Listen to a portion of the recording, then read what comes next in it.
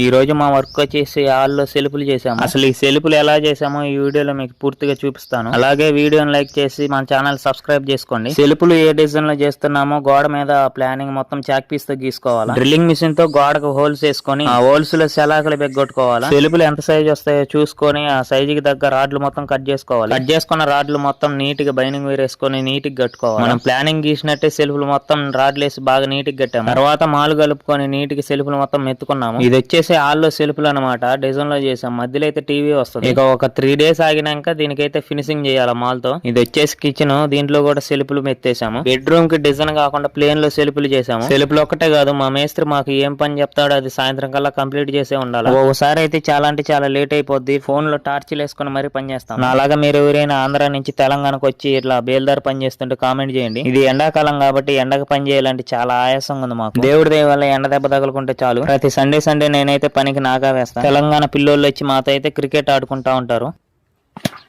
రోజు పని ఒక్కటే కదా, అప్పుడప్పుడు క్రికెట్ కూడా ఆడుకోవాలి. అప్పుడే మనిషి ఆరోగ్యంగా ఉంటారు. అలాగే మీరు నాకు సపోర్ట్ గా ఉంటారని ఆశిస్తున్నాను. వీడియోని లైక్ చేసి అలాగే మన ఛానల్ సబ్స్క్రైబ్ చేయండి. ఉంటా మరి, బాయ్ బాయ్.